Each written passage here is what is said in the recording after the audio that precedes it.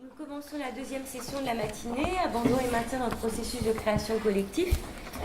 Et je vous présente Romina de Novellis qui est venue assister et nous aider à cette séance en intervenant à la discussion.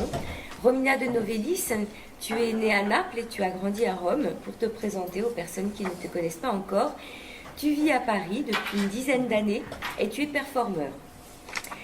Ta pratique en tant que performeuse s'intéresse sur le concept du corps en procession installé dans l'espace public et des mythes féminins.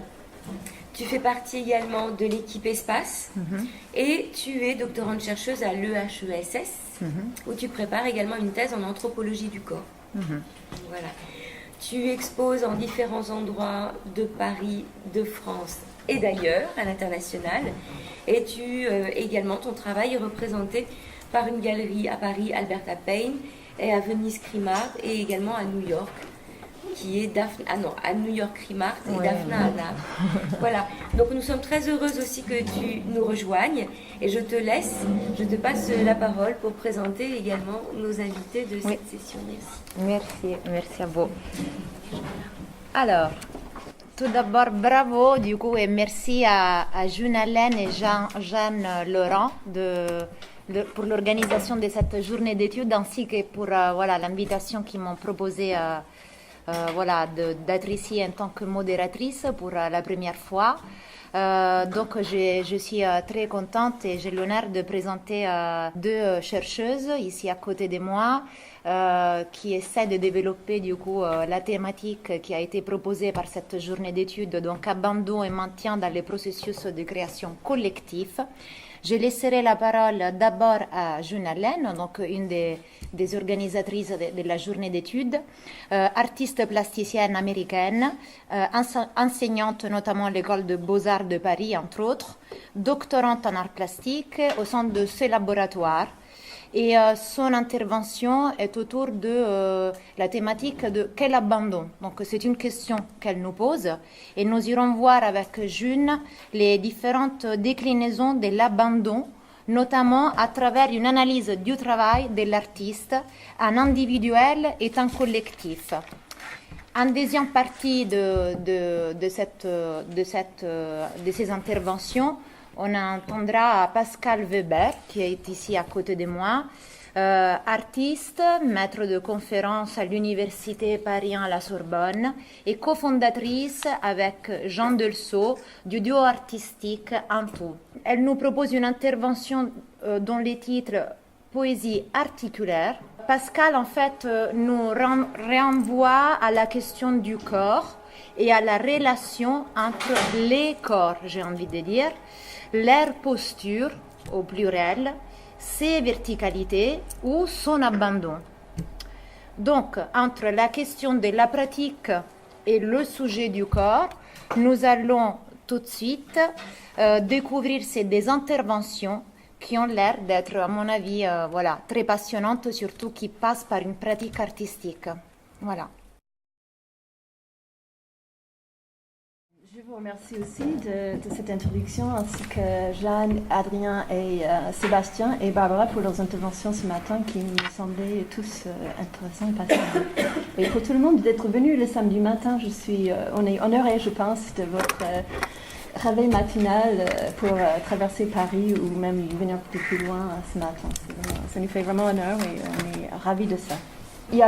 Aujourd'hui, il y a beaucoup d'approches par rapport aux projets spécifiques et je pensais que ça pourrait être intéressant d'avoir un regard sur l'abondance sans parler d'un projet spécifique. Mais je vais quand même, donc je voulais parler plutôt de manière un peu plus geek de théorie d'abandon et maintien, mais je suis quand même plasticien et je vais quand même présenter le cadre du début de recherche pour moi qui est quand même plastique. Pour commencer. Donc je vais présenter au tout début ma cadre de référence qui a ramené à cet abandon et cette recherche sur l'abandon et le maintien. Donc, le titre du sujet c'est Quel abandon et les origines de recherche. J'ai une longue pratique de la peinture d'à peu près 20 ans qui a précédé cette recherche théorique. Je vais montrer juste quelques tableaux sans commentaire.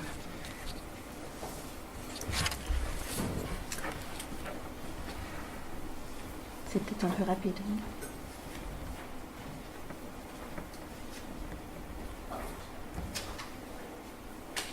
C'est pas vraiment une peinture, mais ça reste toujours dans la matérialité manuelle. Il y a environ 10 ans, j'ai commencé à danser beaucoup et aussi faire des vidéos.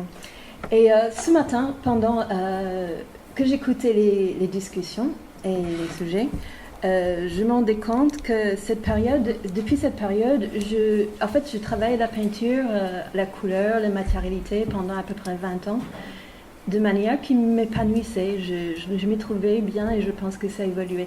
Mais au bout d'un moment, je ne souhaitais plus travailler comme ça. Et je me rendais compte ce matin, en écoutant les discussions, que c'était à peu près 2008, j'ai commencé à beaucoup danser et aussi j'ai commencé à faire des vidéos de manière... Les deux étaient un petit peu de manière amateur, en 10 ans. Et c'était juste 2 ans après les décès de mes 2 parents, puisque la mort était évoquée dans la présentation de Barbara et de Jeanne. Je pense que c'est quand même peut-être pas anodin. C'est pas du tout une chose que j'ai pensée, et puis j'ai pas eu une expérience particulièrement plus grave que d'autres de ce deuil des parents, mais peut-être le fait d'avoir perdu des repères d'une certaine manière a fait que j'étais obligée de trouver une autre, aussi de lâcher certaines choses que j'avais et de trouver une autre chose. Et donc j'avais peut-être abandonné certaines choses, je devais abandonner ce que j'avais construit jusque-là. Donc voilà, j'ai pensé à ça ce matin en écoutant. Et à ce moment-là aussi, j'étais amenée à démarrer un projet de recherche.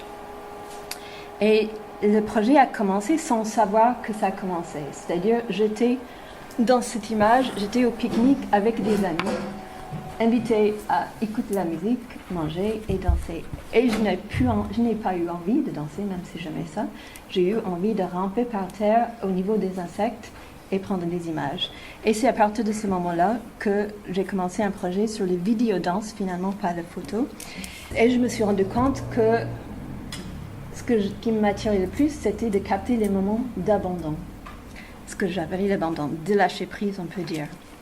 Et j'ai pas réfléchi pourquoi, mais je me dis aujourd'hui que de capter ces moments d'abandon ou de témoigner ces moments d'abandon me semblaient plus réels, plus authentiques et plus des moments privilégiés de témoigner que d'autres moments peut-être dans la vie. Donc je me suis mis à établir les contextes où l'autre, un ou deux danseurs pourraient s'abandonner.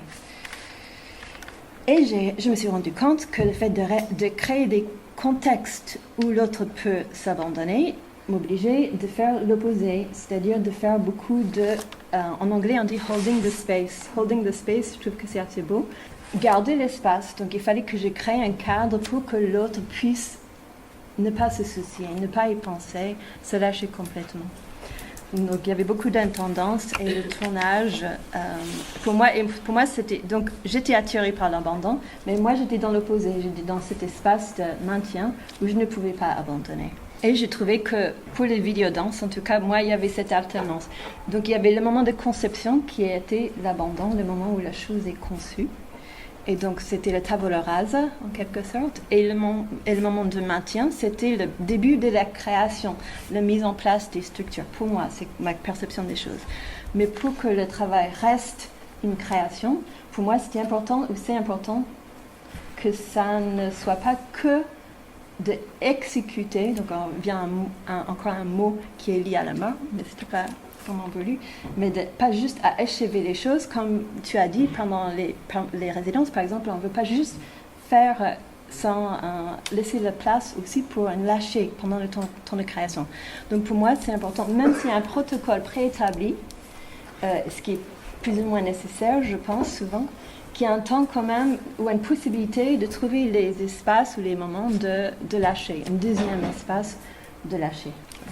Je continue, je vais montrer quelques images. Donc j'ai créé des protocoles, je vais juste montrer quelques prises, captures d'écran. Donc ça c'était... Donc j'ai créé quelques séances où je vais capter.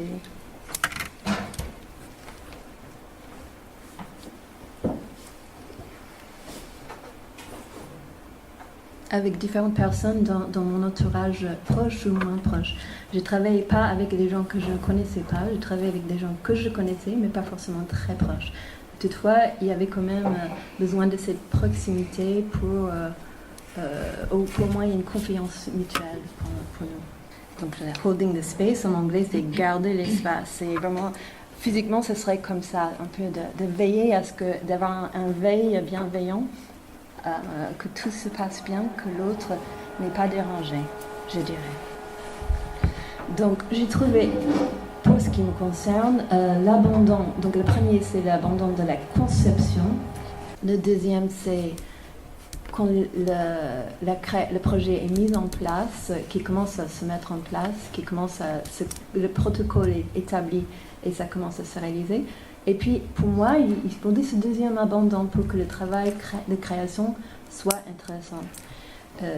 Et ensuite, il semblerait qu'en vidéodanse, il faut revenir à un maintien pour que le projet aboutisse. Sinon, il y a le risque de rester dans le processus qui est intéressant, mais qui est difficile à faire perdurer. S'il n'y en a pas de projet final diffusé, montré ou exposé d'une manière ou d'une autre, qu'il n'y a pas un récit ou une image ou une façon de faire vivre la chose après, c'est difficile de faire perdurer le travail. Donc je pense que le deuxième maintien est important. Et puis à la fin, pour terminer, pour lâcher le projet et laisser partir là où ça veut aller, donc ça vient au premier. Donc ça fait un boucle, en quelque sorte. C'est comme ça que je le perçois, en tout cas, pour les vidéodanses. Donc dans les vidéodanses, il y avait cette juxtaposition avec moi qui était cadreuse, qui filmait, et le danseur qui était plus dans le relâchement. Donc il y avait une cohabitation. Et parfois c'était moi qui étais dans l'abandon et le maintien. Parfois, pendant que je filmais, je pouvais aussi lâcher. Parce qu'il y avait des moments de waouh, c'est ça. Jean Rouch, Villias, tu parles du moment où le cadreur danse avec la personne qui captait. Voilà, donc ça c'était ce processus-là. Et je voulais ouvrir par cette recherche le champ à explorer d'autres médias, pas seulement les vidéodanses. Avant de travailler, en 2015, j'avais longuement travaillé seule et plutôt en atelier, autogéré, parfois en exposant dans les galeries White Cube. Et en 2015, j'ai eu, le 15 novembre 2015, attribué un atelier au lieu éphémère reconnu à Paris qui s'appelle Les Grands Voisins. Il y avait 2000 artistes à la longue, mais au début on n'était que 100. On n'était que 100 personnes. Donc c'était le 15 novembre 2015, 2 jours après les attentats de 2015, donc le 13 novembre.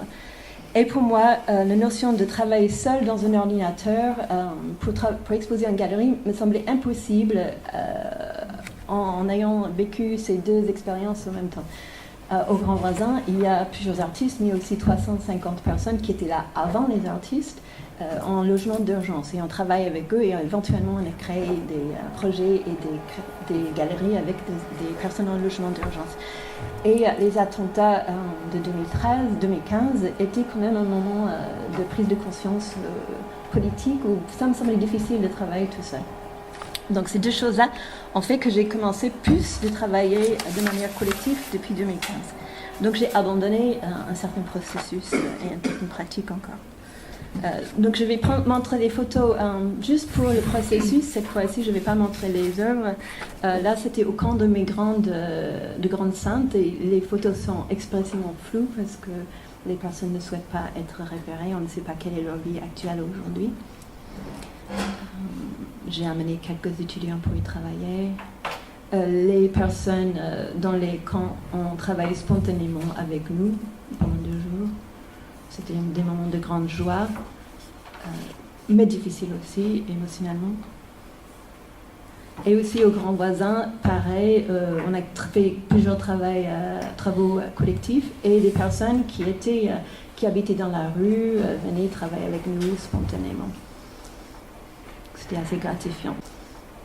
Donc je commencerai cette partie principale de l'exposé. Donc ça, c'était juste pour donner le cadre de référence de mon parcours de manière très succincte qui m'amène jusque-là.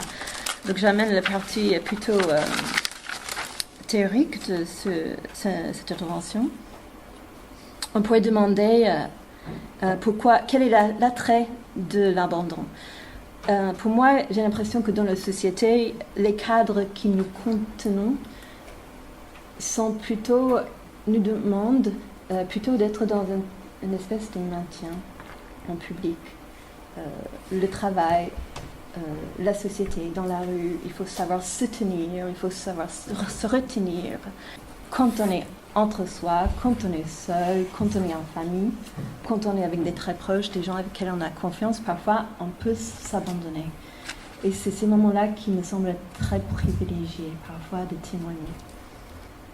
J'ai choisi, donc pourquoi le mot abandon et pas le mot lâcher prise, qui est quand même relativement proche. Je trouve qu'il y a plus de poésie et plus d'épaisseur dans le mot abandon. Le lâcher prise semble un peu tendance, ça semble un peu commercial. Ça a fait penser pour moi au stage de gestion de stress, etc.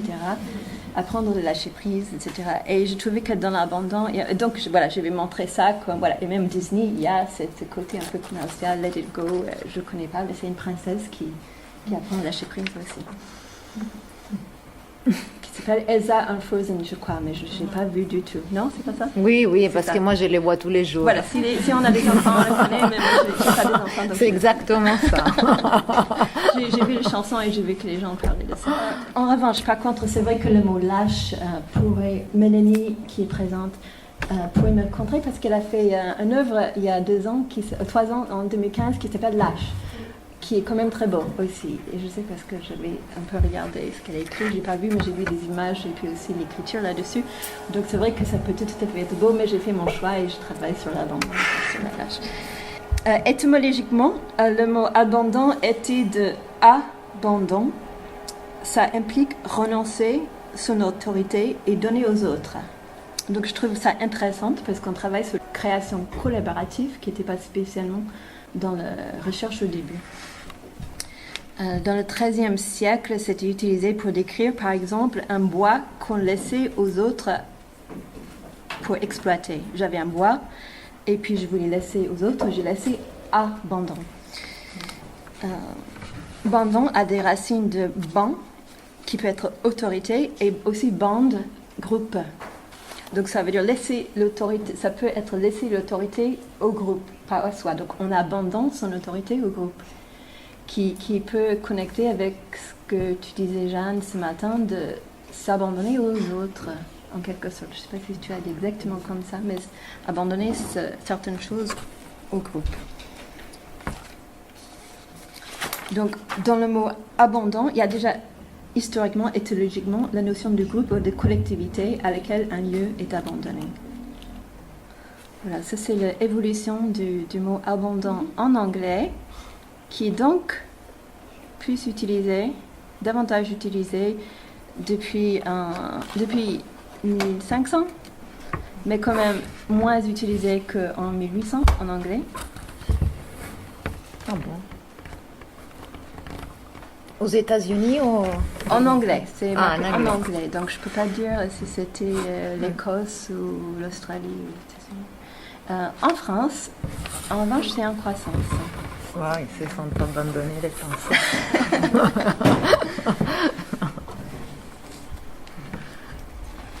Lorsqu'on parle de l'abandon, on parle d'abandonner, soit d'abandonner, donc abandonner une chose, une personne, un lieu ou une idéologie.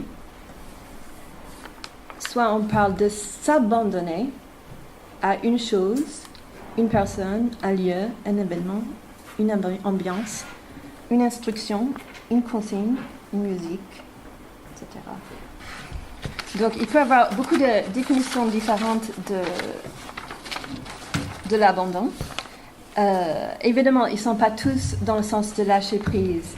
Les utilisations les plus souvent sont abandonner femmes, abandonner enfants, abandonner les animaux, l'abandon juridique, l'abandon de lieux, l'abandon d'un bien, l'abandon depuis. Donc ça a bougé un petit peu. J'ai comparé le petit Robert de 1988 quand je suis arrivée en France, parce que je l'ai ici avec moi d'ailleurs.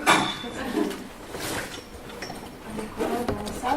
Oui, j'ai amené le petit Robert de 1988 et j'ai regardé le petit Robert de 2019 en fait. Donc c'est pour l'année prochaine, c'est déjà un petit peu en avance. Donc disons, est publié cette année. Et pour voir s'il y avait une différence entre la définition de l'abandon. Il n'y en avait pas énormément, mais une nouvelle nouveauté, c'était qu'il y avait l'abandon scolaire qui a été ajouté, qui n'était pas là en 1988. Donc j'imagine que c'était un terme qui s'utilisait moins dans ce sens-là à cette époque. Je ne pense pas que les étudiants abandonnaient moins l'école à cette époque. Mais ce que j'avais trouvé particulièrement intéressant et ce qui m'avait amené à faire cette comparaison de dictionnaire, qui n'est pas anodin, ça a l'air un petit peu scolaire, mais en même temps, le petit Robert dit qu'il essaie d'être un observateur neutre de ce qui se passe.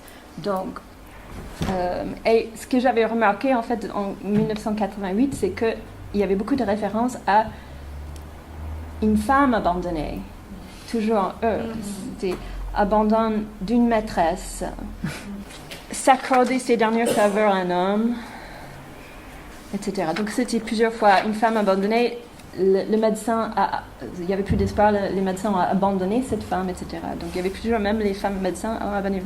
En 2018, il n'y a pas cette différence genrée aussi nette. Il y a époux, abandonner l'époux, X, donc ça peut être homme ou femme, ou quand même abandonner la maîtresse, mais il n'y a pas amant. Donc il y a quand même une petite différence en 2018, mais beaucoup moins. Donc je trouvais ça intéressant. C'était la chose la plus frappante. Il y avait beaucoup plus d'exemples littéraires aussi en 1988, mais c'était sans doute la direction du petit Robert à ce moment-là. Alors, ce qui m'intéresse forcément, et ce qui vient toujours en dernier, en anglais comme en français, c'est cette notion de lâcher prise, l'action de se laisser aller, se détendre, l'effet agréable qui en résulte, reverser dans son fauteuil avec abandon, naturel, nonchalance, calme, confiant, s'épancher avec abandon. Et l'opposé est donné confiance. Et l'opposé qui est donné, c'est maintien, raideur, tension, méfiance. Alors, ce qui m'intéresse surtout, c'est l'abandon, l'artiste qui s'abandonne ou les artistes qui s'abandonnent dans le processus créatif, qui est différente selon si c'est une personne ou plusieurs personnes. Mais en cherchant ces différentes définitions, je trouvais que ça pourrait peut-être être intéressant de trouver quelques passerelles entre les autres définitions d'abandon et celui qui semble plus nous intéresser ici aujourd'hui. Aussi, juste pour dire que le mot abandon en anglais, c'est le même mot en verbe et en nom. Nominatif et en verbe, c'est le même mot, abandon. Alors qu'en français, c'est deux mots différents, abandon et abandonner. Il y a l'abandon des enfants, donc il y a deux passerelles que je trouverais. L'abandon des enfants au Grand Voisin. J'étais là en 2015 et c'était anciennement l'hôpital Saint-Vincent-de-Paul qui est un saint qui recueille les enfants abandonnés. C'est la photo de Saint-Vincent-de-Paul au Grand Voisin. Et donc il recueille un enfant abandonné, mais il y en a un qui n'est pas très bien recueilli quand même. Et je pense que c'est probablement représentatif parce que les enfants abandonnés n'avaient pas forcément un très bon taux de survie à certaines époques. Je crois que je vais passer plus vite, mais si on parle d'un enfant abandonné, l'enfant probablement le plus connu du monde, l'enfant abandonné le plus connu du monde, c'est probablement Moïse. L'histoire de Moïse, c'est un enfant abandonné puis retrouvé et élevé pour devenir quelqu'un de grand.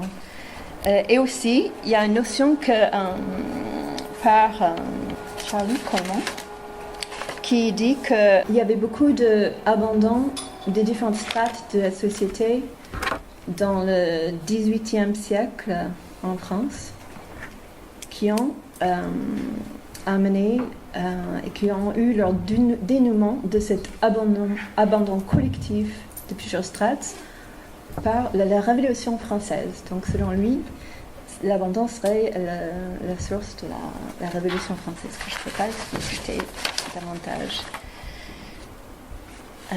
Et pour terminer, donc, esthéticienne Étienne Souriau dit que dans l'abandon, l'idée essentielle semble être l'absence d'effort.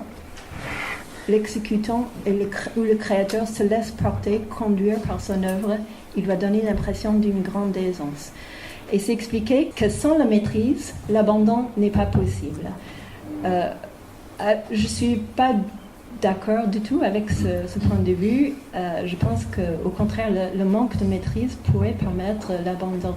Je ne sais pas si c'est une chose qui a été évoquée dans votre intervention de ce matin, mais vous avez dit qu'en quelque sorte, l'écriture, ce n'est pas votre approche première, en quelque sorte, vous êtes formé comme plasticien, et l'écriture, c'est une deuxième chose. Et peut-être cette fait de pratiquer un deuxième art, ça permet un autre abandon, parce qu'on n'a pas tout à fait le même type d'exigence vis-à-vis de soi-même. C'est mon expérience, j'aime toujours pratiquer, si possible, une façon de créer que je ne considère pas professionnelle. D'où le fait de pratiquer la danse. Pour moi, je n'avais pas d'exigence avec moi-même et du coup, je pouvais me lâcher. Alors que si je fais une pratique plastique, quel que soit le protocole, je suis toujours exigeante avec moi-même et je n'ai pas, en quelque sorte, aussi simplement le même abandon puisque je n'ai pas précisément les mêmes exigences. Après, c'est peut-être une chose qui se discute parce que c'est une longueur la question. Et pour terminer, je vais juste lire une liste des choses qui pourraient peut-être être des choses qui connectent à l'abandon dans la création artistique. L'abandon peut comprendre l'hasard, donc des exemples sont les dadaïstes, les surréalistes et d'autres exemples contemporains, le relâchement, le catharsis, le dérive, le travail avec d'autres artistes, et dans ce cas-là, je pense que quand on travaille avec d'autres, on s'abandonne davantage à l'autre. Quand on travaille seul, il me semble que l'abandon est autre. On s'abandonne à autre chose que l'autre. On s'abandonne à une idée, à un esprit, à quelque chose. Mais quand on travaille en binôme, en collectif, on s'abandonne à l'autre de manière qui a été assez bien expliquée par Jeanne, Adrien et Sébastien ce matin, je pense. Il y a la notion peut-être de dépasser des limites établies, l'antidisciplinarisme, rôle de l'artiste de transgresser, le besoin humain de se dépasser, le conatus, de l'idée de dépasser de s'élever. Ça peut être l'immoralité, le fait de faire ce qui n'est pas acceptable. Ça peut être l'ombre, sans frontières. Ça peut être la distraction, la dispersion, l'improvisation, les états altérés, comme l'extase, le chamanisme, le rituel, le rite, l'influence par la drogue ou l'alcool, la maladie mentale, l'imprévu, les rencontres inspiration occasionnelles, le côté animal de l'être humain, la réceptivité de se donner à l'autre, l'éphémère, la dégradation, l'aménuisance, je crois que c'était évoqué ce matin, la maladie, le dépassement émotionnel, le manque de concentration, désorientation, les problèmes, le manque d'espace, le manque de temps. Voilà, c'est ce qui nous... Et la mort. Ah, tu ne m'avais pas donné parce que tu m'avais donné 5. Oui, non, mais après. On n'a plus zéro voilà, en fait. Okay. Alors. Et donc, on va terminer avec le mort. Voilà, merci. Voilà.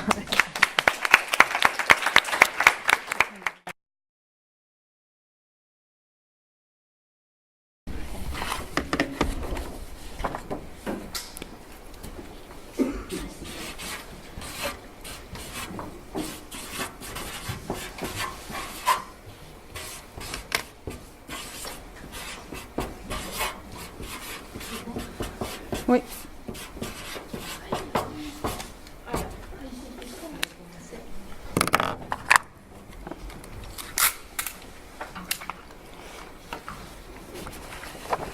Poésie articulaire, donc première partie, mon corps, ce géomètre.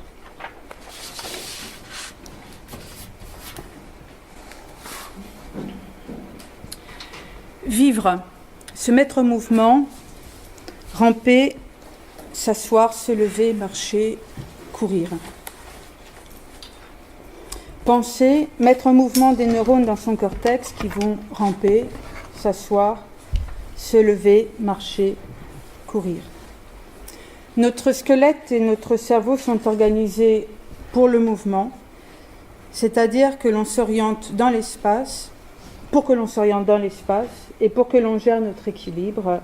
Donc la mobilité du cou, naturellement, qui permet le déplacement des organes des sens et la liberté de mouvement de nos bras, de nos mains, qui nous permet de saisir, recevoir et agir. Si nos os déterminent la solidité de notre squelette, nos articulations nous permettent d'explorer les 3 dimensions en répartissant l'effort et démultipliant la force mécanique de notre corps. Premier mouvement, le déplacement horizontal au ras du sol, donc vous pouvez vous lever aussi, pour une architecture corporelle à une dimension.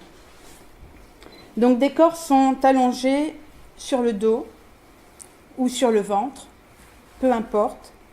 Retenons juste qu'ils sont posés sur le sol, incapables de se retourner. Ils ne savent pas, comme si la chaîne articulaire qui relie leur centre aux parties périphériques n'était pas totalement assemblée. La tête dressée, les sens en éveil, le cou tendu, la bouche qui s'ouvre et se ferme avec une certaine fluidité, mastic, salive et happe l'air au passage, la gorge au toboggan déplié, dans laquelle le liquide et de drôles de sons jouent à monter et à descendre.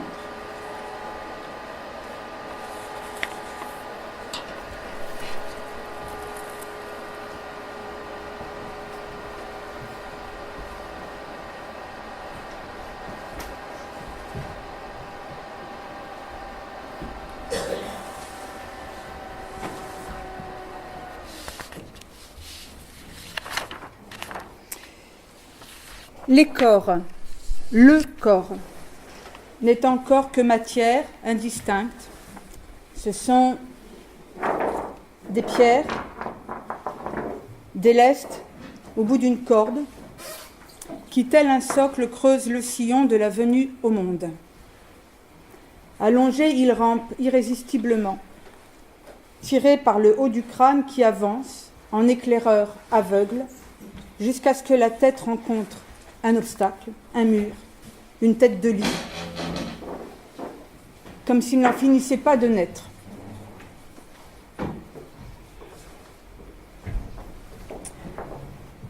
Deuxième mouvement, déplacement latéral horizontal pour une architecture corporelle à 2 dimensions. Les corps sont à genoux.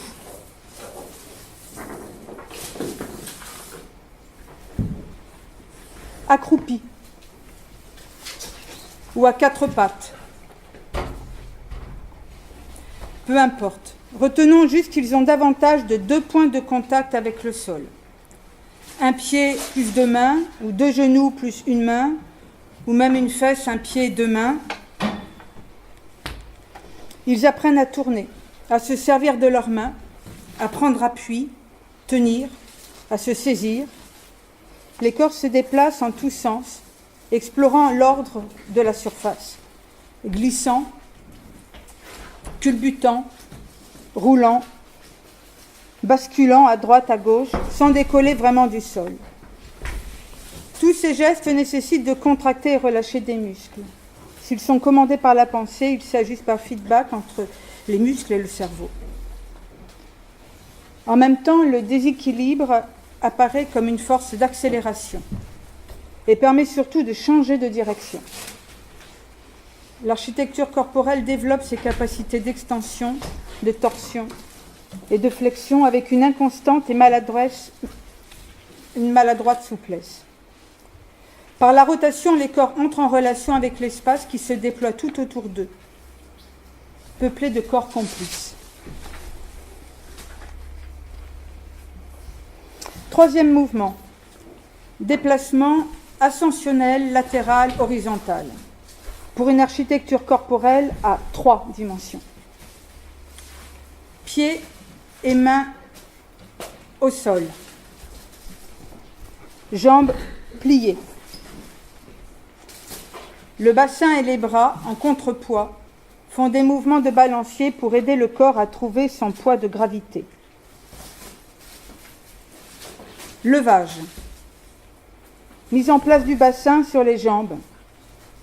Le haut du crâne à nouveau tire le reste du corps vers l'avant. Une marche chaotique qui va s'allégeant et rebondissant à chaque avancée dans le vide. Le corps déséquilibré risque la chute.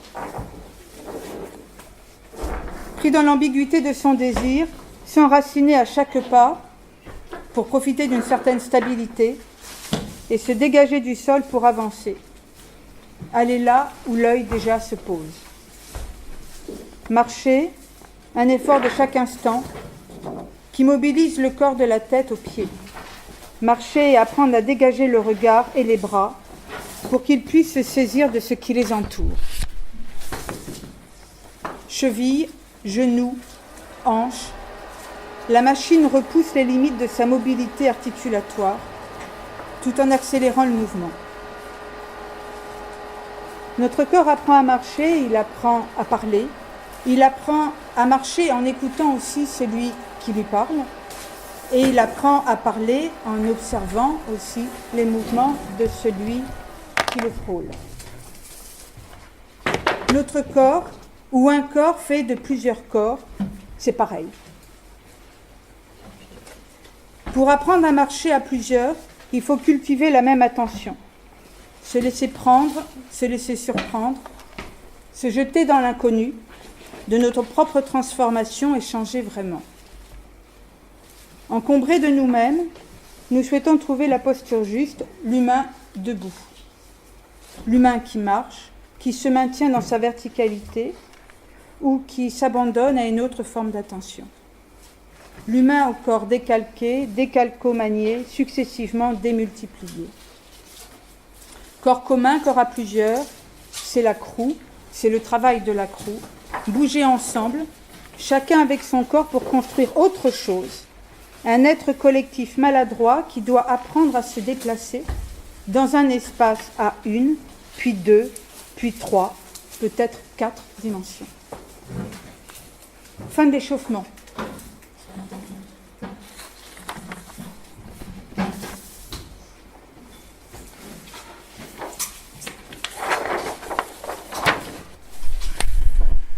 J'ai le stylo qui est disparu.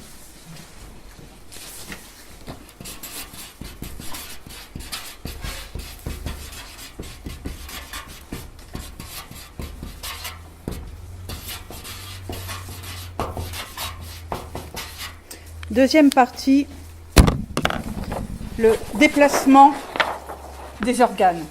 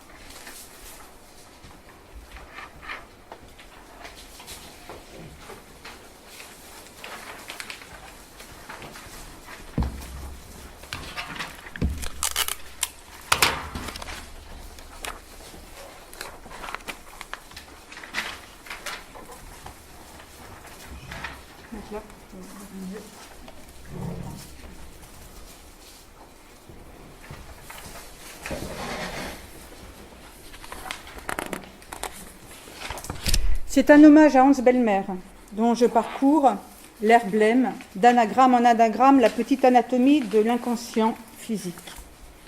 Sont convoqués dans les pages de ce dictionnaire pour la conscience du corps, la désarticulation organisée du texte et la recomposition d'un corps dont la véritable anatomie se fait jour. Jeu de déplacement.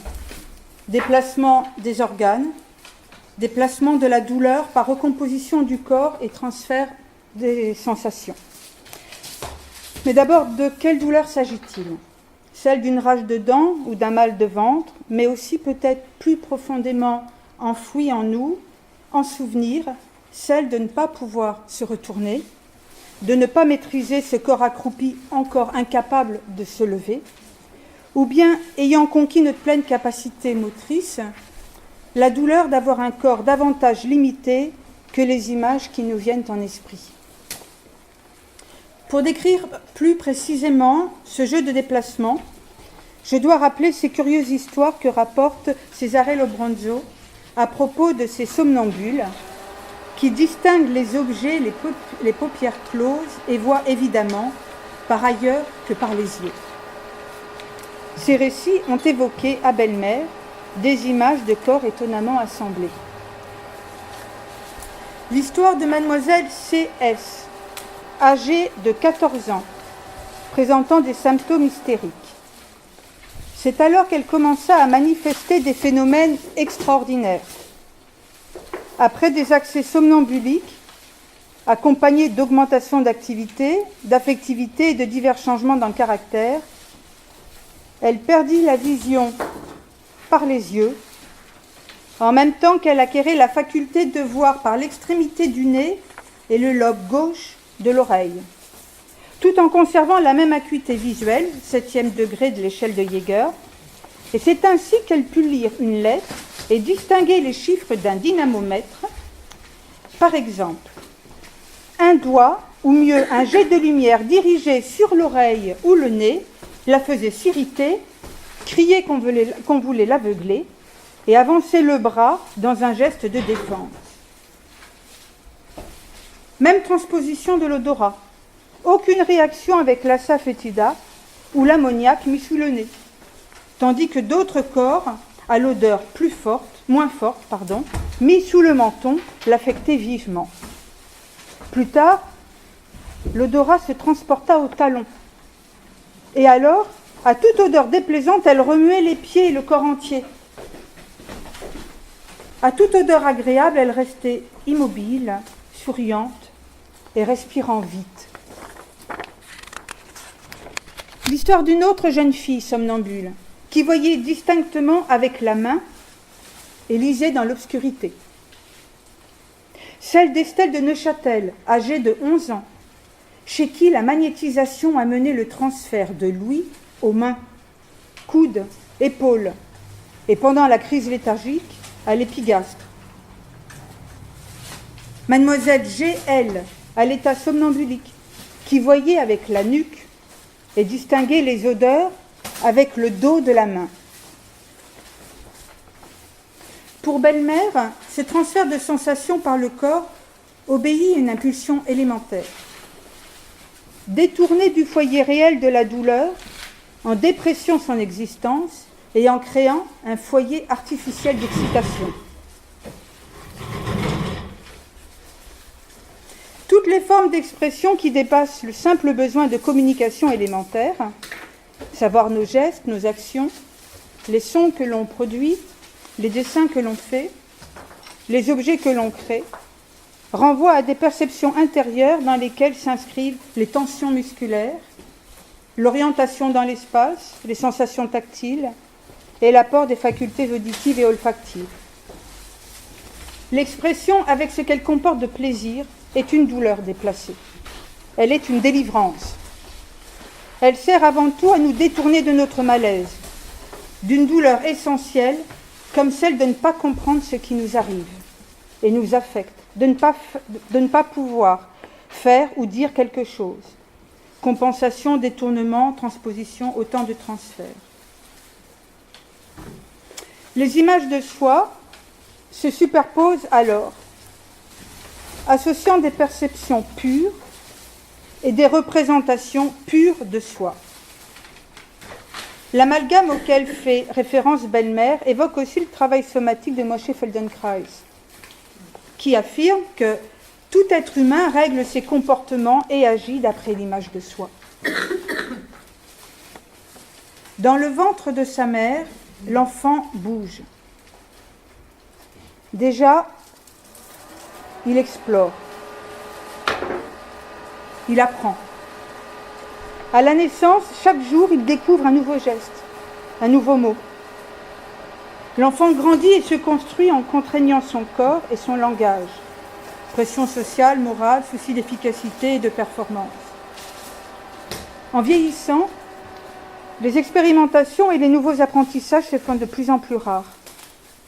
La méthode développée précisément par Feldenkrais consiste à réapprendre à explorer par le corps, à bouger pour revisiter et élargir notre palette de mouvements et de postures, changer certaines habitudes gestuelles en utilisant au mieux notre potentiel de mouvement selon les possibilités de notre corps.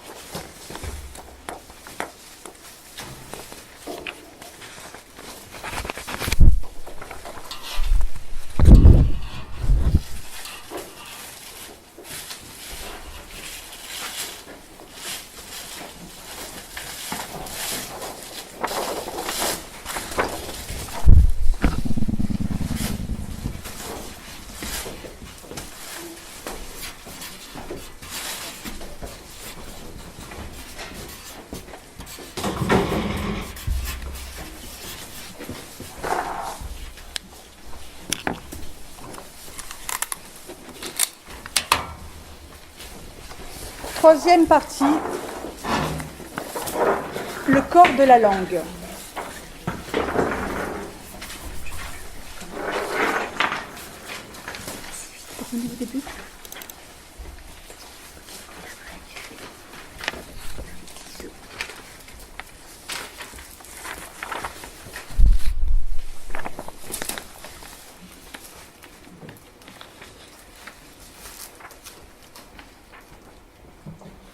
Nous marchons pour échapper au fourmillement des routes.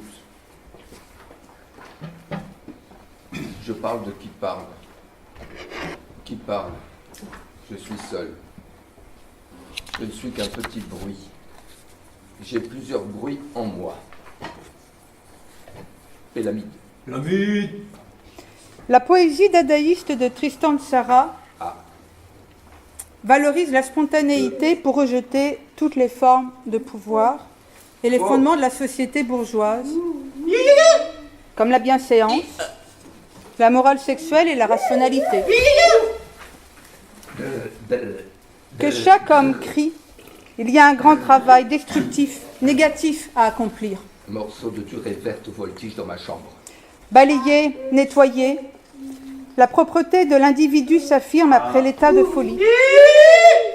folie agressive, complète, d'un monde laissé entre les mains des bandits qui déchirent et détruisent les siècles. Bran, et grande, centre des quatre. Contrairement aux surréalistes Où vas-tu? qui s'emploient à édifier de nouvelles constructions intellectuelles, Machiniste de l'océan. A-O-U.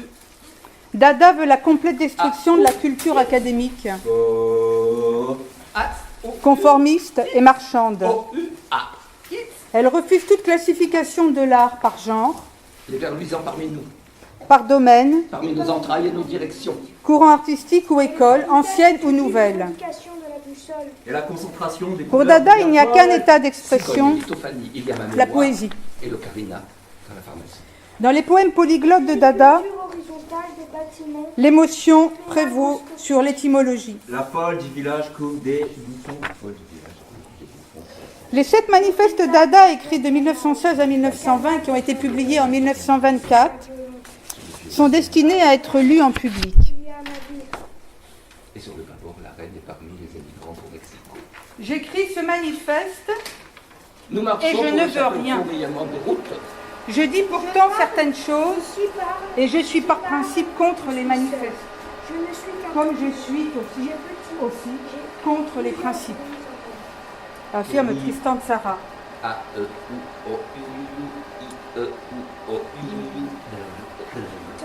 Pour Dada, Morceau de durée verte voltige. la spontanéité est une qualité d'exploration et de découverte, indissociable de la créativité et de la sensibilité. Le concept contemporain de lâcher prise, célébré par la danse, la performance, les pratiques somatiques, ne fait que reprendre de façon plus apaisée finalement l'ambition du poète. D'échapper au cadre prédéfini et aux contraintes sociales, en valorisant la spontanéité et l'expression individuelle. Peut-on toutefois s'attaquer au malaise de notre corps pressé par la civilisation marchande en niant la violence inhérente au corps? Peut-on se protéger des normes imposées par le capitalisme et par le semblant de bienséance de la morale bourgeoise en prétendant échapper pour notre bien-être à nos pulsions destructrices et à la violence de la vie, du mouvement, de la parole, de l'imprévisible, de l'incontrôlable et de la spontanéité? Nous savons le rôle et le pouvoir de la spontanéité dans les luttes sociales et dans toute forme de contestation. Nous marchons pour échapper au fourmillement des rues. Qui parle je suis seul. Je ne suis qu'un petit bruit. Plusieurs bruits de moi.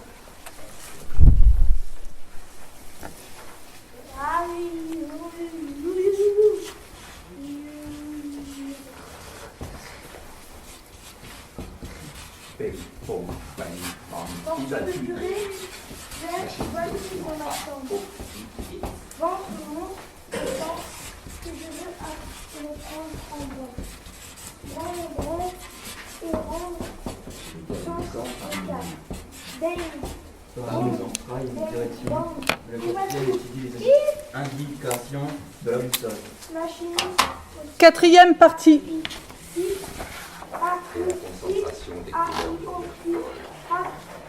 De la performance comme manifeste.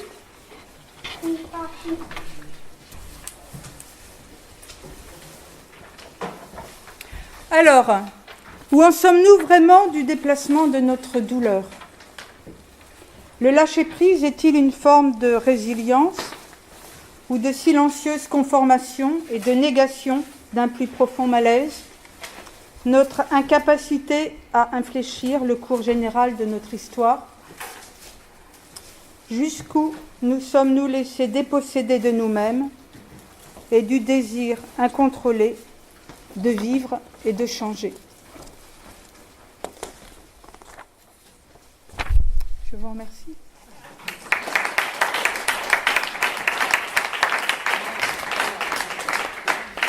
Merci beaucoup.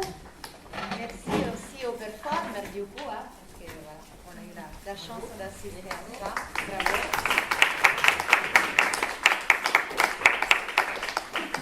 Surtout la plus petite. Il était plus petit, hein. Il avait 4 ans. Là. Ouais. Il a 4 ans sur les photos. Oui, c'était il y a 6 ans, les premiers.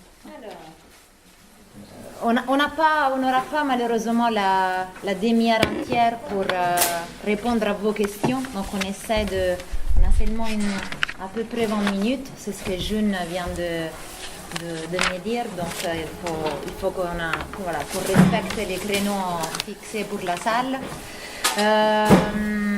Je voudrais revenir immédiatement, comme je vous avais annoncé, du coup sur l'intervention de June. Pour donc revenir d'abord au travail collectif et individuel et revenir après à la fin au corps avec Pascal. J'ai une question tout de suite pour June parce que je me suis posé cette question en tant qu'artiste en t'écoutant. Notamment parce que dans mon processus créatif, il y a une première partie où je suis obligée dans quelque sorte de maintenir, c'est-à-dire l'endurance, la répétition dans mon travail personnel de performeuse. Et ensuite, il y a l'abandon qui est d'abord donner ce corps face aux spectateurs, donc se laisser porter par le regard des spectateurs, mais aussi dans mon travail de performeuse, laisser que, par exemple, un photographe, un filmmaker puisse avoir leur regard sur mon travail. Du coup, ça fait 10 ans que je travaille toujours avec les mêmes personnes, parce que c'est une histoire, même si c'est un abandon, ça veut dire que tu laisses ton corps être observé pas seulement par les spectateurs, mais aussi par ceux qui permettent d'avoir une trace de ce que tu as fait, il y a aussi du coup une question d'abandon. Dans ton intervention, je n'ai pas trop bien compris, donc c'est ça ma question, où toi tu positionnes ça en fait, la frontière entre le travail individuel de l'artiste, donc du maintien de la création de l'œuvre, ou alors de l'abandon, parce que c'était ça en fait ce que tu disais, qu'il y a aussi un côté d'abandon dans la création. Et quand est-ce qu'il y a le moment total d'abandon? Moi je pense par exemple, parce que tu l'as dit, le fait d'exposer dans un white cube, pour toi c'était bizarre, parce qu'en effet, c'est comme dans la danse et dans le théâtre, le moment de spectacularisation de l'œuvre pour un artiste plasticien, la forme expositive de son travail. Donc voilà, si tu peux revenir un peu sur à la fois ta démarche et à la fois ta théorie de cette frontière entre l'abandon et le maintien de la partie d'abord introspective de la création et puis la partie spectaculaire du travail de n'importe quel artiste. Merci pour la question. Je pense que ça dépend le médium un peu. Parce que j'ai travaillé beaucoup les vidéodanses, mais non pas la performance, qui est quand même différente. Et justement, je suis beaucoup plus à l'aise dans la position de vidéaste, créateur, que celui de performeuse dans la vidéo. J'ai essayé les deux rôles et je préfère être celle qui ne donne pas son corps, justement. Donc dans le maintien. Voilà, dans le maintien. Ceux qui regardent sont dans la position de maintien. Donc le spectateur aussi, par exemple. Je suis pas à l'aise de me donner, de m'abandonner de cette manière-là. Il y a différentes manières de s'abandonner. Mais il me semble que, du coup, pour une performance live, c'est le moment de la performance où il y a vraiment l'abandon. Pour le vidéodance, c'est quand même beaucoup plus dans le maintien parce qu'on a la possibilité de tout modifier et de choisir les prises. Il y a moins d'imprévus. Donc, c'est vrai qu'il y a beaucoup plus de maintien. Et le moment d'abandon final, c'est à la fin quand il y a la diffusion. Après, on ne possède plus ce qui se passe. Mais du coup, le temps de maintien est beaucoup plus long pour les vidéodanses que pour la performance. Je ne sais pas si ça répond à ta question. Oui, moi je voulais surtout comprendre mieux pour toi où elle est posée, et qui est-ce qui pose cette frontière entre la question du maintien et la question de l'abandon. Parce que travailler en équipe, pour moi, c'est... il y a quand même une dimension d'abandon. Il y a à la fois d'abandon, à la fois de leadership. Où c'est pas une direction, justement, c'est pas un maintien, c'est juste un guide vers l'abandon commun, par exemple. Non? D'accord. En fait, il y a certainement différentes manières que ça pourrait s'organiser. Quand j'ai fait des protocoles de vidéodanse, j'étais quand même plus dans la direction, mais je dirigeais de manière pour que l'autre puisse se lâcher. Donc j'étais quand même beaucoup dans le maintien, personnellement, pour que l'autre puisse s'abandonner. Après, il y avait des moments où j'étais de plus en plus à l'aise et du coup je pouvais m'abandonner dedans. Mais ce n'était pas tout le temps. Est-ce qu'il y a des questions de la salle? Je trouvais assez intéressant. Oui. Que le moment où tu as commencé, si j'ai bien compris, à travailler avec la vidéodanse correspond aussi au moment où tu es sorti de l'atelier en fait pour travailler avec un public, on va dire, un moment de réception, mais qui était constitué d'un collectif, puisque tu allais toujours dans des corps, on va dire, pas à trouver au hasard dans une salle de spectacle, mais les migrants, les grands voisins, etc. Donc c'est quand même quelque chose qui s'inscrit dans un rapport au collectif. Et je voulais simplement qu'on rentre un peu plus sur ce lien, peut-être. En fait, je ne me suis peut-être pas bien expliquée parce qu'ils n'étaient pas au même moment. Je suis désolée parce que j'ai expliqué plusieurs étapes et c'est un petit peu rapide. En 2008 à peu près, j'ai commencé le vidéodance Et c'est en 2015 que j'ai eu cette expérience au Grand Voisin. Mais je dirais que c'est quand même un mouvement progressif. Donc avant, j'étais quand même beaucoup en atelier. Et ensuite, à partir de 2008, il y avait quand même ce travail, c'est quand même plus collaboratif de travailler en vidéodanse que de travailler en œuvre seule, c'est clair. Et ensuite, en 2015, il y avait ce travail avec les migrants et avec les grands voisins, avec les personnes en logement d'urgence. Donc je dirais que c'est progressif, mais pas au même temps. Donc, est-ce qu'il y a une continuité dans une notion d'abandon progressif de l'autorité de ce qu'on fait? Je pense que oui. À vrai dire, dans la vidéodanse, je me sentais quand même assez auteur parce qu'avec les vidéos, on peut quand même choisir beaucoup avec les prises et modifier les prises, mais avec le travail au grand voisin. Et après, c'est vrai que c'est un partage d'autorité. Effectivement, là, je vais beaucoup abandonner l'autorité, tout en menant le projet. J'étais quand même meneur du projet, mais c'est vrai que c'était très ouvert aux autres. Mais c'est progressif, effectivement, c'est des étapes progressives. Qu'est-ce que tu as mis en place justement pour travailler cette question du maintien et abandon? Concernant le protocole que oui. tu as mis en place dans la vidéo, okay. Ce protocole que tu as mis en place et quel est le protocole avec les migrants? Ok. Oui, ok. Donc j'ai essayé d'expliquer très succinctement parce que c'est tout un projet. Dans les vidéos danse, protocole, c'était je organisais l'espace pendant 1 heure. J'avais 1 heure de réservation de salle avec 1 ou 2 danseurs. Je leur demandais d'amener un certain type de musique, je ne vais pas étaler là-dedans, avec 5 différents types de musique qui montaient en crescendo et qui redescendaient. Comme on n'avait qu'1 heure, j'évitais de parler avec eux. Normalement, j'aime bien parler avec les gens, avec les accueillis, donc j'ai évité de parler avec eux pour éviter de perdre de l'énergie. Et donc, on est passé assez rapidement à l'action. Et on était 3, donc il y en a toujours on a dansé tous ensemble pendant à peu près 10 minutes. Donc moi, j'ai dansé avec eux pendant 10 minutes. Du coup, ils ne se sentaient pas forcément comme objet, mais plutôt comme personnes participant. Et souvent, il y avait 2 danseurs que je filmais l'un après l'autre aussi pour éviter un petit peu ce côté objet. Il y avait une personne aussi qui aidait souvent pour gérer le son.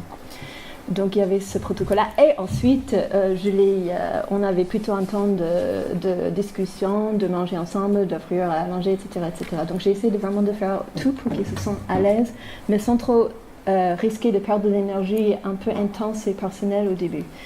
Ça, c'est pour le travail de vidéodanse. Et pour le travail avec les migrants et en camp de migrants, c'était beaucoup plus évolutif parce que c'est les situations, particulièrement au camp des migrants, j'avais commencé avec un protocole, j'étais obligée de l'abandonner. C'est des espaces où politiquement c'est un changement constant. On a des droits de faire des choses une semaine, la semaine suivante on n'en a plus, donc il y avait une évolution constante. Donc je pense que ce serait un peu trop long d'expliquer en vue du temps et je voudrais bien laisser du temps pour Pascal, mais on peut en parler pendant la pause déjeuner. Merci. Merci Jules. Donc, passons alors à la deuxième partie du coup de cette tranche d'intervention pour revenir du coup sur l'intervention de Pascal Weber, dont j'ai beaucoup tout de suite remarqué du coup des choses que je trouve extrêmement intéressantes au niveau pédagogique, de la pédagogie corporelle.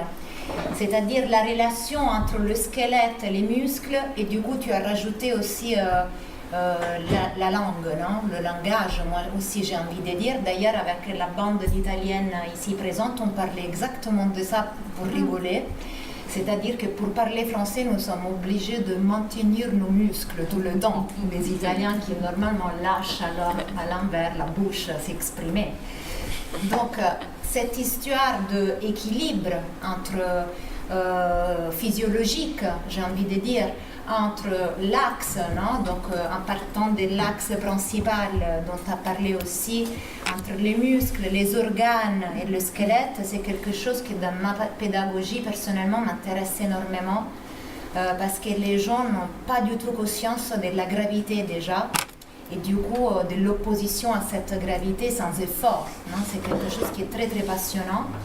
Et j'étais contente qu'à un moment donné tu as parlé de Feldenkrais, mais parce que j'avais envie de l'entendre, ainsi qu'Alexander ou d'autres méthodes plus contemporaines comme le gyrokinésis ou d'autres qui sont fortement basées justement sur cette incohérence corporelle de tenir et de lâcher prise, non? En même temps, comme tu disais, lâcher prise, ça fait un peu relax, non? Ça fait un peu...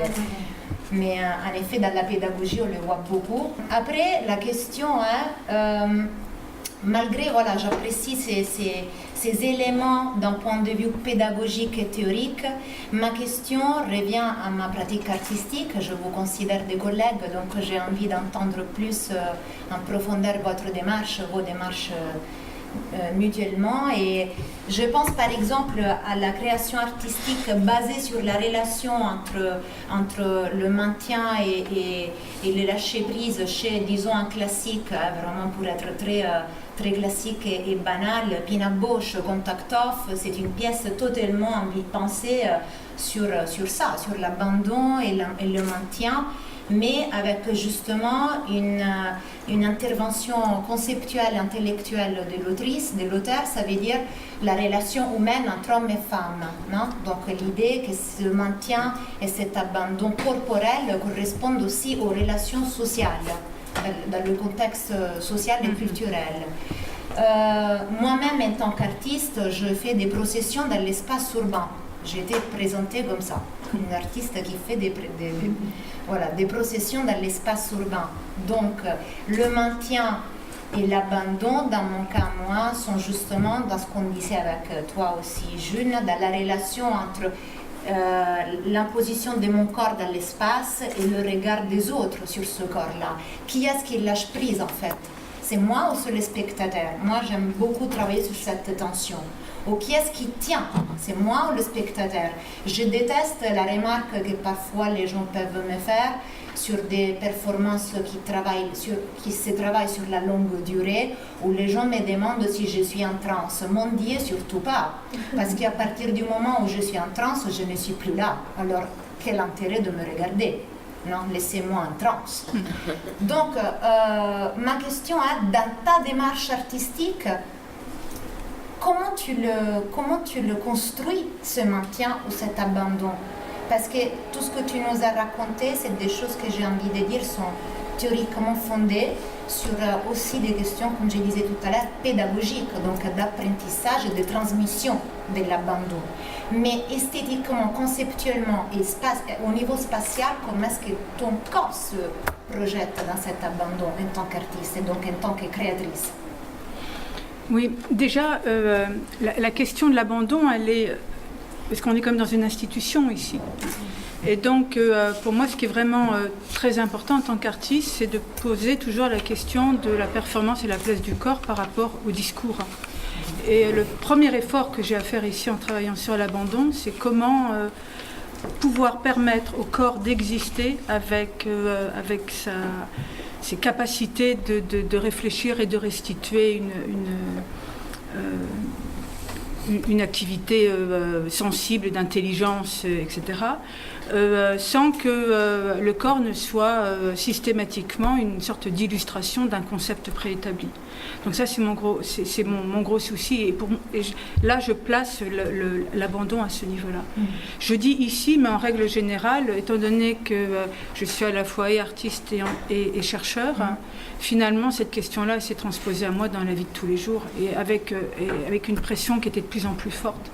C'est-à-dire qu'on m'invite à la fois en tant qu'artiste, mais finalement, comme je suis également maître de conférence, est-ce que je pourrais parler également? Mais bon, parler, c'est pas parce que je suis artiste que je sais parler de ce que je fais, et c'est pas parce que je suis maître de conférence que quand je suis invitée que j'ai pas envie de faire, parce que bon, voilà.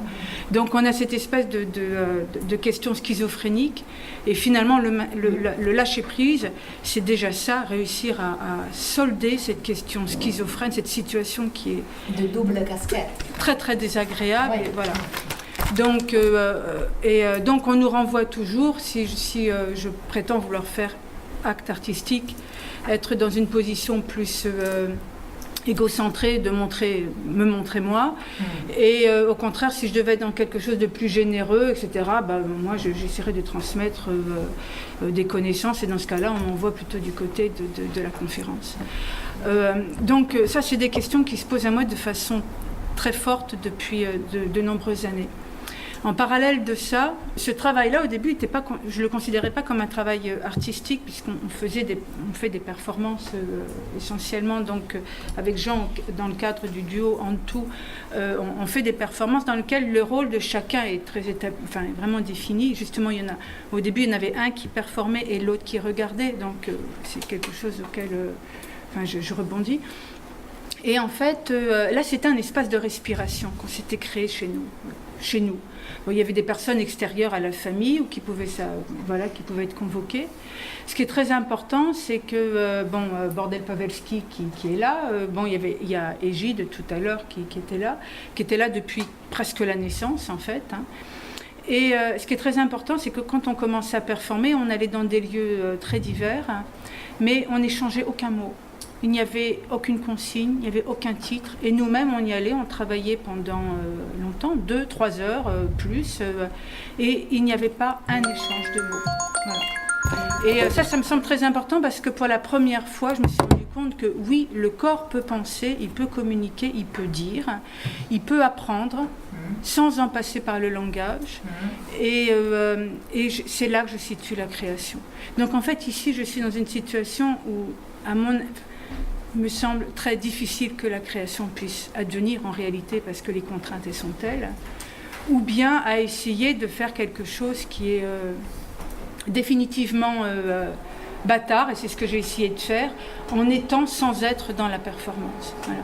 Donc, pour finir sur cette question de la pédagogie, je crois l'avoir dit en citant Sarah. Pour moi, il n'y a pas d'un côté l'art, la pédagogie, d'un côté la famille, de l'autre côté la vie politique et associative et la collectivité. Je me pose mais jamais cette question et je m'en fous. Et surtout, je m'en fous et je ne veux pas qu'on passe mon temps à me mettre dans des boîtes comme ça. Je ne veux pas, ça ne m'intéresse pas. Et je pense que c'est ça qui fait acte artistique. Voilà, ce n'est pas forcément d'être sur une scène du Palais de Tokyo qui fait que ça fait œuvre pour moi. Voilà, je peux faire ça en bas de chez moi ou dans le jardin. À partir du moment où il me semble qu'il y a quelque chose qui est compris et quelque chose où quelque part on est remis dans cette même situation que cet enfant qui sort du ventre et qui est prêt à apprendre n'importe quoi, de recevoir n'importe quoi parce qu'il découvre, je suis dans une situation de création. C'est ce qui m'intéresse. Bon, c'est clair qu'être au Palais de Tokyo en ce moment, ça veut dire être au Festival de Cannes à peu près. C'est pas non plus. Non, mais j'ai performé au Palais de Tokyo, donc je critique pas le Palais de Tokyo. C'est clair que voilà, la tendance aujourd'hui, voilà, si on veut faire une polémique, je trouve en tout cas, c'est que voilà, on est de plus en plus dans la spectacularisation de l'art. Donc nous, qu'on vient du spectacle, on comprend tout à fait ces phénomènes-là. Je veux dire, ça ne suffit plus d'être devant un beau tableau. Paul Arden, voilà, il faut aussi le présenter dans une certaine... Paul Arden a comparé le performeur aujourd'hui dans les performances et festivals de performance à la starlette à Cannes. Oui. Et c'est ça, effectivement. Oui, je me sens absolument pas... Je ne veux pas faire je voilà, veux pas faire ça. J'ai fait cette remarque un peu drôle, là. C'était pas non plus cynique. Par contre, être au Palais de Tokyo ou être en bas de chez soi dans la banlieue change le regard du spectateur. Bien sûr. Et c'est là la question que je te posais, c'est-à-dire où est-ce qu'il y a cette frontière entre l'abandon et le maintien vis-à-vis aussi de ce qui se passe à l'extérieur. Parce que nous, ici, on était aussi spectateurs d'une performance, hein, que tu nous as en quelque sorte obligés à assister. Donc voilà, et tout ce que tu disais sur le corps, donc plutôt l'approche physiologique du mouvement et ta vision pédagogique et théorique du corps. Voilà, je voulais essayer de comprendre où est-ce que tu nous positionnes. Oui, ici on est dans un lieu complètement ambigu et du coup ce qui est produit est ambigu. C'est le lieu qui produit beaucoup la pièce. Hein, oui. Voilà. Mais par exemple, on a performé en Arctique à Kangitsujuak au Nunavik l'hiver dernier, par exemple. Les Inuits chez qui on était ne connaissaient pas la performance, et d'ailleurs ce qui était... même le mot art, j'avais du mal à expliquer. Hein. Et du coup, tous les jours, ils nous ont vu partir. On partait sur la banquise et on performait pendant une demi-heure, une heure, jusqu'à ce qu'on ait trop froid et on rentre. Et il y en a qui nous suivaient. Mais à aucun moment, j'ai dit, bon, asseyez-vous et regardez, je vais vous expliquer. Il y en a qui s'asseyaient, qui regardaient, qui parfois nous interrompaient en nous disant, mais c'est quoi ce que vous faites là? C'est de la danse, je ne comprends pas bien. Ben voilà, ça s'appelle de la performance. Ah bon, d'accord. Ils restaient une demi-heure, une heure, parfois ils repartaient. Et puis parfois même ils nous attendaient le lendemain parce qu'ils savaient qu'on venait, etc. On a eu des chiens également comme spectateurs. Il y avait des chiens sauvages qui venaient. Et c'est également une façon de travailler. Mais où je suis d'accord, c'est qu'on ne travaille pas toujours de cette façon-là. Il nous arrive de faire des performances en public. Donc en suivant cette fois-ci un protocole, on doit performer de 10h30 on doit avoir tout dégagé à 10h45 et entre-temps on doit avoir fait un truc où on est hyper concentré, où on arrive à donner le maximum d'émotion. C'est un exercice comme un autre, mais pour moi c'est une forme d'art parmi d'autres que je ne privilégie pas. Et ce sont que des transferts d'énergie en fait. Je ne sais pas si ce que je dis est... Est-ce qu'il y a des questions? D'ailleurs, juste une autre chose, tu m'as fait penser à ces pensées en corps. Non? Parce que oui, le corps, il est... Voilà ce que tu dis. Bien sûr. Il y a beaucoup de sciences cognitives dans tout ce que tu nous as raconté. Et puis, du coup, voilà, les sciences cognitives qui croisent aussi la philosophie parfois. Et la performance, je trouve, elle est vraiment croisement entre ces savoirs-là. Voilà, est-ce que du coup, il y a des questions de... Et je voulais dire, vous avez dit donc le corps il est dans les 3 dimensions, peut-être 4, la 4e c'est quand même le temps pour la performance. Justement, vous disiez ça peut être un quart d'heure, ce qui est pas bon, ou alors on laisse aller. Oui, tout à fait. Donc, est-ce que vous avez une préférence ou bien est-ce que c'est... Sur la durée des performances? Oui, vis-à-vis de la performance. Il y a différents types de performances. Généralement, les performances publiques, il y en a beaucoup qui durent à peu près 20 minutes, entre 20 minutes et une demi-heure. Le problème, c'est que lorsqu'on dépasse les 20 minutes, on se retrouve forcément dans quelque chose qui doit être structuré au niveau de la narration par rapport à l'attention. Tandis que jusqu'à 20 minutes, on peut explorer de façon assez profonde tout ce qui va être de l'ordre de la sensation, sans obliger de donner un carcan narratif assez clair. Au bout de 20 minutes, sinon on perd... voilà. Donc c'est pas du théâtre, c'est pas de la danse. Voilà, donc, parce qu'il y a donc des expériences de spectacle, alors, mais qui peuvent durer 10 heures ou 12 bien heures. Sûr. Oui, Yann Fabre, ça a duré 24 heures, le Mont Olympus, si on considère que ça relève de la performance, bien sûr. Mais après, j'ai envie de dire que c'est comme toutes les expériences qu'on peut vivre. Il y a des expériences qui sont signifiantes pour nous, qui durent très peu de temps, et d'autres, au contraire, qui sont signifiantes parce qu'elles durent très longtemps. Et donc, on a également je ne sais pas si on peut dire des work in progress, mais par exemple, on va donner le mois prochain une performance qui s'appelle Corps et Arbres au Portugal. C'est une performance dans laquelle Jean m'enroule petit à petit dans un... Enfin, ce serait assez compliqué à expliquer, mais ce qui est important, c'est que cette performance, elle a été donnée, elle est donnée plusieurs fois par an, à divers endroits, qui est une performance qui fait référence à un rituel indonésien sur les sépultures des enfants morts. Et donc, il y a également cette durée, c'est-à-dire que la durée, elle est dans la performance, mais elle est également entre les performances. La répétition. Voilà, dans la répétition, et dans quelque chose qui vient se préciser et en même temps qui évolue avec nos propres histoires personnelles. Tout à l'heure, June faisait référence donc, à comment la mort de ses parents avait impacté finalement sa création. Je dis heureusement qu'on se laisse impacter. Et je pense que c'est le rôle des artistes, non seulement de se laisser impacter, mais d'affirmer la nécessité de se laisser impacter, de rester des êtres sensibles, lorsqu'on vit dans une société où tout nous invite à justement mettre de côté toute l'expression de notre propre sensibilité, de notre créativité. Merci. On a eu le temps d'une autre question, Jules, parce que toi, là, tu as double casquette aussi. Là, oui, j'ai double casquette. Ça me semble difficile aujourd'hui, non? j'aimerais poser une question courte à tes compagnons performeurs. Parce que vous êtes arrivés là, vous aviez un rendez-vous, une date, un lieu, et vous êtes arrivés là tel que vous êtes en fait.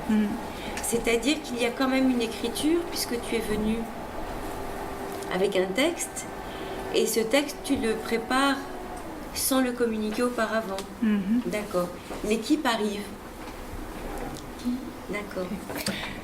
Peut-être un... Oui, mais normalement, je veux dire, il y avait un texte parce qu'il y avait une conférence à donner, oui. Mais sinon, il n'y a pas de texte du tout. D'accord. Donc effectivement, ils n'étaient pas au courant de ce dont j'avais parlé. Bordel Pavelski est arrivé hier soir à minuit, c'est ça, hein? Il était au boulot avant, donc il fallait attendre pour qu'il puisse prendre le train. Donc il n'y a pas de répétition, il n'y a pas de... parce que c'est pas là que ça se passe. C'est pour ça qu'on peut parler de lâcher prise, justement. C'est-à-dire quand on est habitué à vouloir pouvoir tout tenir, de savoir exactement ce qui va se produire, quand on est performeur, c'est important aussi. De se dire, au dernier moment, je me suis dit, est-ce qu'il va venir, est-ce qu'il ne va pas venir, qu'est-ce qui se passe si... voilà, c'est... Hein. Donc tout ça, ça fait partie des possibilités. Voilà encore 30 secondes parce que je me suis rendu compte que j'ai répondu de manière erronée à tes questions de se donner son corps. Et en fait, moi, je peux donner le corps quand je ne suis pas celle qui encadre. Par exemple, je participe aux performances que gère Mélanie Paris. Et dans ce cas-là, je peux tout à fait donner mon corps. Mais je n'arrive pas à encadrer et donner mon corps en même temps. Et je suis admirative et impressionnée que vous deux, vous arriviez à faire ça.